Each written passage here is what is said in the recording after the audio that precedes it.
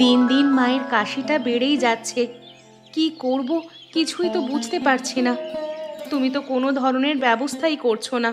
এভাবে হলে মা কিন্তু বিনা চিকিৎসায় মারা যাবেন। আমি কি করব কিছুই তো বুঝতে পারছি না। সব ধরনের চেষ্টা করছি, কাজের সন্ধান করছি, কাজও কোথাও পাচ্ছি না, কেউ টাকা ধারও দিচ্ছে না। যদি টাকা ধার না পাও, জমি জমা বাড়ি ঘর বিক্রি করে দাও। মা কি এভাবে মারা যাবেন? বৌমা, তুমি এসব কি কথা বলছো? বাড়ি ঘর বিক্রি করে আমার চিকিৎসা করাবে কেন? আমি মারাই তো যাব, বয়স তো আর কম হয়নি আমার। আর আর তোমরা বেঁচে থাকবে? তোমরা কোথায় থাকবে যদি বাড়ি ঘর বিক্রি করে আমার চিকিৎসা করো? দরকার হলে আমরা এই গ্রাম ছেড়ে চলে যাব, অন্য কোনো গ্রামে কিংবা রাস্তায় রাস্তায় ঘুমোবো। তাও তাও একজন মানুষ এভাবে কষ্টে আমাদের সামনে বিনা চিকিৎসায় চলে যাবে, সেটা আমি কোনোভাবেই মানতে পারবো না। দেখেছো বিক্রম, তোর জন্য পছন্দ করে আমি এমন একটা বউ এনেছিলাম যে কিনা আমার মেয়ের মতো হয়ে গেছে। আর আমার মেয়ে নেই, মেয়ে থাকতেও আমার জন্য এত চিন্তা করতো কিনা কে জানে। তুমি কোনো চিন্তা করো না, গরম পানি একটু তৈরি করে দাও, আমি দেখি কোনো ব্যবস্থা করা যায় কিনা। তোর ব্যবস্থা করতে হবে না, তুই তোর কাজ কর, ঠিক মতো সংসারটা চালা শুধু, তাহলেই হবে। তুমি কথা বলো না মা। বউ, তুমি মাকে লবণ দিয়ে একটু গরম পানি করে দাও। তোমার দুঃখটা আমি বুঝতে পারছি, নিজে কি করব সেটাই তো বুঝতে পারছি না। বউ বাচ্চা না খেয়ে আছে, এমন এক অবস্থা। সামনে এত বড় একটা নদী রয়েছে, কিন্তু আমরা এখানে মাছ ধরতে পারি না। পার্শ্ববর্তী গ্রামে, অন্য সব গ্রামে, সব জায়গায় খুঁজেছি, কোনো ধরনের কাজ পাচ্ছি না। এভাবে জীবন চললে কিভাবে আর চলবো বলতো?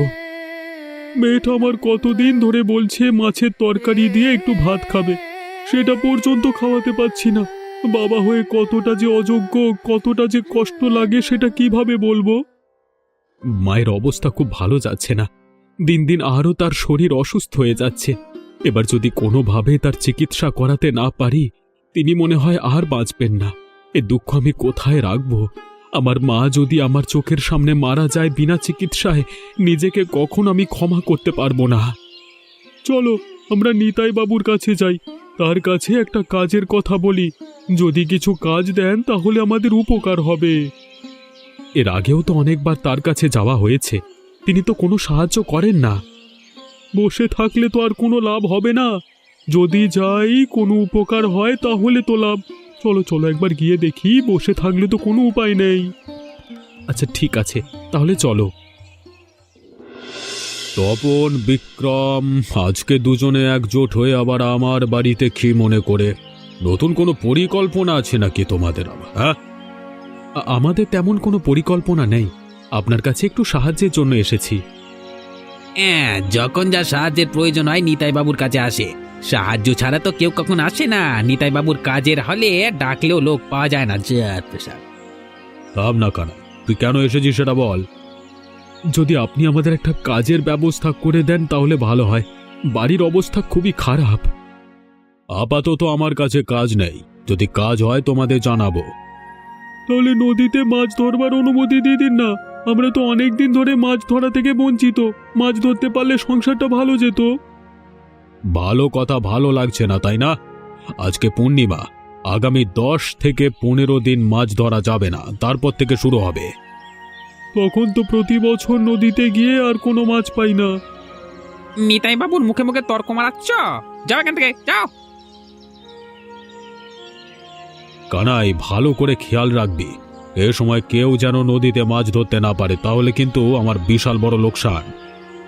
আপনি চিন্তা করবেন না, এসব নিয়ে সব দিকে আমার লোক লাগানো আছে, নজরও আছে। আচ্ছা ঠিক আছে, মনে থাকে জানো। আমি থাকতে আপনার কোনো চিন্তা নাই। তোমাকে বললাম না, নিতাই বাবুর কাছে গেলে কোনো কাজ হবে না। ও লোকটা মোটেও ভালো নয়। কাজ দিতে পারিনি সেজন্য তাকে খারাপ বলবে এটা তো নয়। কাজ দেয়নি সেজন্য খারাপ বলছি না। নদীতে মাছ তো ধরতে দিতে পারতো। গ্রামে তো প্রচলন আছে, পূর্ণিমার দিকটায় নদীতে মাছ ধরা যাবে না, তাহলে অমঙ্গল। আমার এদেরকে সন্দেহ হচ্ছে। প্রায় সময় দেখা যায় আমাদের পাশের গ্রামের লোকেরা মাছ ধরছে, আমরা ধরতে পাচ্ছি না। কারণ সে গ্রামে তো আর নিতাই বাবুর মতো লোক নেই, সেই জন্য কিছু হয় না। কোনোভাবেই আমাকে এভাবে বসে থাকলে হবে না, কিছু একটা করতে হবে। আমার মা ওদিকে মারা যাচ্ছে। তুমি কি করতে চাচ্ছ? আমি চাইছি আজকে রাতে আমরা দুজনে সকল বাধা বিপত্তি পার করে মাছ ধরব, তারপর সকাল সকাল সেই মাছ বিক্রি করে দেব। দরকার হলে একটু কম টাকায় বিক্রি করব, কেউ জানতেও পারবে না।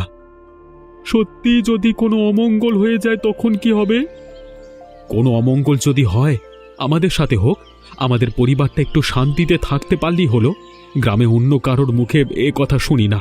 নিতাইবাবু শুধু এ কথা বলেন, সত্যি না মিথ্যা তাও তো জানি না। তা নিয়ে সন্দেহ আছে মনের মধ্যে, এবার সেটা পরিষ্কার হয়ে যাবে। আচ্ছা ঠিক আছে, আমি খেউ নিয়ে আসব, তুমি খেউ নিয়ে চলে এসো। এ সময়টা নদীতে অনেক চিংড়ি পড়ে। শীতে এই সময়টাই তো নদীতে ভালো চিংড়ি পড়ে। আমি খেউ নিয়ে চলে আসব, সমস্যা নেই। এখন তাহলে যাই। এত মাছ আছে সেটা কল্পনা করা যায় না। মাছ দেখে আমি অবাক হয়ে যাচ্ছি। যদি কেউ বড় জাল টেনে মাছ ধরে না, তাহলে সে একদিনই বড়লোক হয়ে যাবে। আমার তো মনে হচ্ছে নিতাই বাবু দিন দিন এভাবেই এত বড়লোক হয়ে যাচ্ছিল। তিনি এ সময় মাছ ধরতে দেন না। তিনি নিশ্চয়ই জানেন এ সময় নদীতে সবচেয়ে বেশি চিংড়ি মাছ পাওয়া যায়। গ্রামে এবং শহরে দু জায়গায় চিংড়ি মাছ সবথেকে বেশি কদর। এতদিন তো আমি এ কথা তোমাকে বলেছি, তুমি তো কোনোভাবেই আমার কথা বিশ্বাস করতে পারছিলে না। এখন আমার কথা বিশ্বাস হলো তো? যদি কোনো ধরনের অমঙ্গল না হয় তাহলে অবশ্যই বুঝতে পারবো যে নিতাইবাবু মিথ্যে কথা বলে। যদি অমঙ্গল হয়ে যায় তখন বুঝবো যে আসলে সত্যি কথা বলছে। আমরা অনেক সময় ধরেই তো মাছ ধরছি, কই কোনো অমঙ্গল তো হলো না আমাদের। আসলে অমঙ্গল বলে কিছুই নেই। গ্রামবাসী কেউ যেন মাছ ধরতে না পারে, সেই জন্যই তিনি এই কায়দা করে রেখেছেন। চিংড়ি মাছের মেলা বসেছে পানিতে। শীতে আর কোনোভাবেই আমি দাঁড়িয়ে থাকতে পারছি না। সমস্ত শরীর ঠান্ডা হয়ে গেছে। মাছ নেওয়ার জন্য যে বড় পাতিলটা উপরে রেখেছি সম্পূর্ণ ভর্তি হয়ে গেছে। চলো, আজকে আর আমাদের মাছ ধরবার দরকার নেই, চলো এখান থেকে। ঠিক কথাই বলেছ, দরকার হলে আবার পরেও মাছ ধরা যাবে। চলো এখন।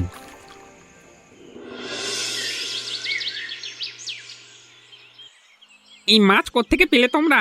এই সময় তো আমাদের নদীতে মাছ ধরা নিষেধ। নিশ্চয়ই পাশের গ্রাম থেকে ধরে এনেছো, তাই না? আমরা এই মাছ কেউ কিনবো না, নিশ্চয়ই অমঙ্গল হবে। আমরা এই মাছ পাশের গ্রাম থেকে ধরে আনিনি, আমাদের নিজেদের গ্রামে নদী থেকেই ধরেছি। কোনো ধরনের অমঙ্গল হয় না। নিতাইবাবু সবাইকে মিথ্যে বলেছে। বিক্রম যা বলছে সত্যি, কোনো ধরনের অমঙ্গল হয় না, না হলে এতক্ষণে তো হয়ে যেত। আমরা তোমাদের কথায় কোনোভাবেই বিশ্বাস করতে পারছি না। তোমরা যেটা করেছো সেটা অপরাধ।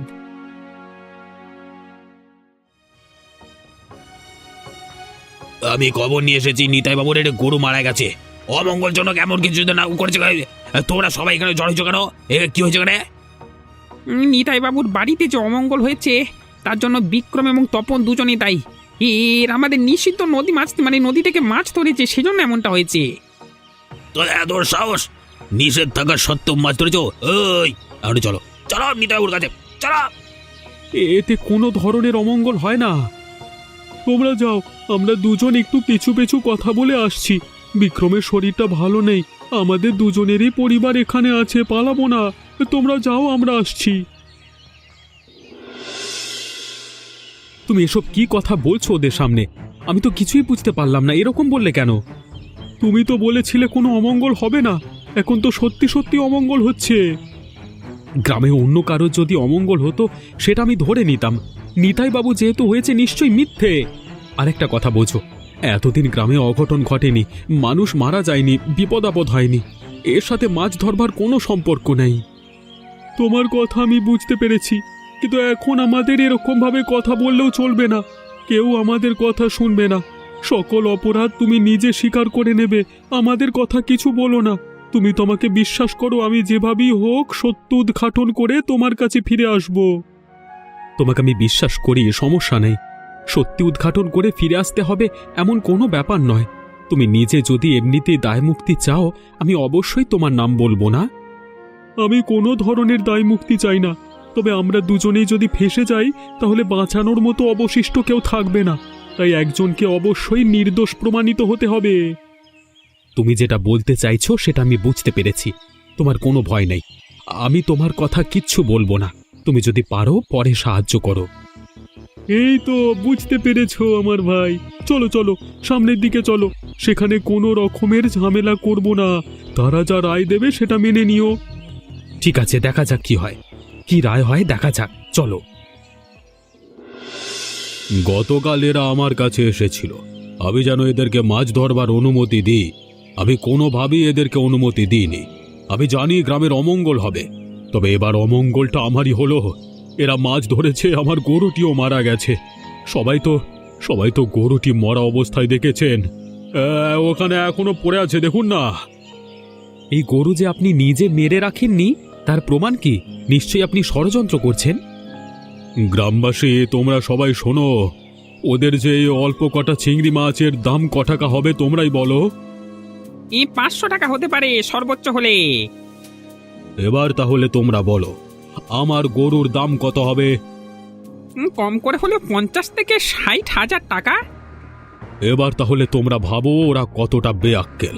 সামান্য 500 টাকার মাছের জন্য আমি কিনা 50 থেকে 60,000 টাকার গরুটা মেরে ফেলবো? এতটা আমি বোকা? নিতাই বাবু একদম ঠিক কথাই বলেছেন, তার কথায় যুক্তি আছে। ওদেরকে শাস্তি দিন। শাস্তি যেহেতু দিতেই হবে, আমাকে দিন। তপন আমার সাথে জড়িত ছিল না, ও শুধু মাছ কিনতে এসেছিল আমার কাছে। না না, তপনও জড়িত ছিল। তুমি সেটা কিভাবে জানো?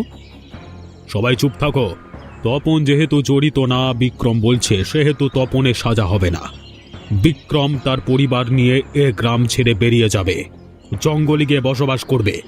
কেউ তার সাথে কোনো ধরনের সম্পর্ক রাখবে না, তাহলে তারও একই দশা হবে। এখানেই বিচার কার্য সমাপ্ত ঘোষণা করলাম। সঠিক বিচার হয়েছে, ধন্যবাদ। তোমাকে বললাম মায়ের জন্য কিছু একটা করতে, তুমি এমন কিছু করলে যে মাকে আমরা শেষ পর্যন্ত এই জঙ্গলের মধ্যে এনে বসবাস করতে হচ্ছে। রাতে কিনা এখানে ঠান্ডায় মারা যায়। আমার আমার ছেলের সাথে চেঁচামেচি করো না বৌমা। আমি এখানে থাকতে পারবো, আমার কোনো সমস্যা হবে না। আমার ছেলে সত্যের পথে আছে, এটা জেনেই আমার ভালো লেগেছে। তুমি আমাকে ছোটবেলা থেকে শিখিয়েছ অন্যায়ের কাছে কখনো যেন মাথা নত না করি। সেজন্যই আমি এই পদক্ষেপ নিয়েছি। গ্রামবাসী সবাইকে একদিন আমি সঠিকটা সামনে তুলে ধরবো, তুমি দেখে নিও। আমি আমি তোকে আশীর্বাদ করি বাবা, তোর অবশ্যই সত্যের জয় হবে। আপনি অসুস্থ হয়েও ছেলেকে কিভাবে এতটা সাহস দেন মা? আপনাকে দেখে অবাক হই আমি মা। আমি অসুস্থ হলেও কখনো ভেঙে পড়িনি। আমি জানি আমার ছেলে সত্যের পথে, সে এমন কিছু করবে না যেটা অন্যায়। কিন্তু আপনার যে এখানে থাকতে খুবই কষ্ট হবে মা। কেউ তো আর আমাদের সাথে এখন কথাও বলতে আসবে না। কারোর কোনো কথা বলার দরকার নেই। আমাদের পরিবারের সবাই এখানে আছি, তাতেই শান্তি। কেউ তো এমন নয় যে হারিয়ে গেছে। কিন্তু আপনার যে এখানে রাতে কষ্ট হবে, খুবই ঠান্ডা লাগবে, তখন কি হবে? এমনিতেই আপনি অসুস্থ। আমাকে নিয়ে তোমাদের চিন্তা করতে হবে না, তোমরা নিজেদের কাজ করো।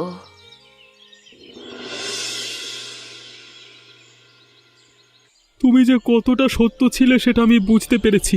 নিতাই বাবুর গোপন সমস্ত কর্মকাণ্ড আমার কাছে পরিষ্কার। আমার কাছে সকল ধরনের প্রমাণ আছে, যে কোনো সময় তাদেরকে ধরা যাবে। কি হয়েছে আগে সবটা খুলে বলো, তুমি এভাবে হাঁপাচ্ছ কেন? আমি আমি খবরটা দেওয়ার জন্য এতটা দূরে এসেছি, সেজন্য হাঁপাচ্ছি। কদিন ধরে কানাইয়ের ওপরে আমি লক্ষ্য রেখেছি। গতকাল রাতে আমি দেখেছি কানাই ওর সাথে আরো দুজন লোক নিয়ে আমাদের সেই নদী থেকে জাল টেনে মাছ ধরছে। তাদের জালে এত পরিমাণ মাছ উঠেছে যে কল্পনার বাইরে।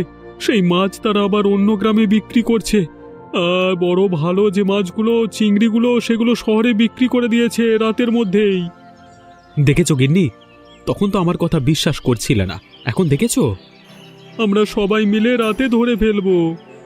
কোনোভাবেই সেটা করা যাবে না। আমরা এই অল্প কজন যদি ওদের ধরে ফেলি, নিশ্চয়ই নতুন একটা কাহিনী বানাবে। গ্রামবাসী সবাই সেটাই বিশ্বাস করবে। বনলতা, তুমি আর মা এখানে থাকো। আমরা আগে গ্রামবাসী সবার কাছে ব্যাপারটা জানাই।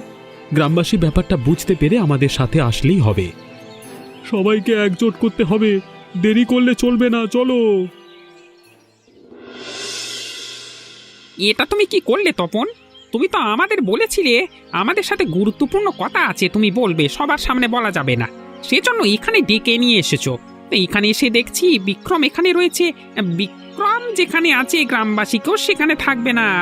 বিক্রমের সাথে কথা বললে কি শাস্তি হবে? নিতাই বাবুর কাছ থেকে শোনোনি? আপনারা আমাকে ভুল বুঝবেন না, এখানে নিতাই বাবু নেই, কেউ নেই। আপনাদের সাথে কিছু কথা আছে, আমি বলেই চলে যাব। যদি ভালো না লাগে কখনোই আর আসবো না। ঠিক আছে, বলো কি কথা। আমার কিছু বলতে হবে না, যা বলবে তপনই বলবে। কিরে তপন, বল না, কি দেখেছিস তুই? গত কয়েকদিন ধরে কানাইয়ের উপর আমি নজর রেখেছি। গতকাল রাতে দেখেছি ওরা নদী থেকে মাছ ধরছে। অসংখ্য চিংড়ি মাছ জাল দিয়ে ধরছে, অন্য গ্রামে বিক্রি করছে। এমনকি সেই মাছ তারা শহরেও পাঠাচ্ছে। গ্রামের সবাইকে বোকা বানিয়ে মাছ ধরা থেকে বিরত রেখে ওরা এমন কাজ কিভাবে করছে, এবার আপনারাই বলুন। আমরা এই কথা বিশ্বাস করব কিভাবে? নিশ্চয়ই তোমরা মিথ্যে বলছো। আমরা মিথ্যে বলছি কিনা সেই জন্যই তো আপনাদের ডেকেছি। আজকে সবাই মিলে আমরা নদীর ওখানে থাকবো, রাতে পাহারা দেব। কারা এরকম কাজ করে তাদেরকে হাতে নাতে ধরবো।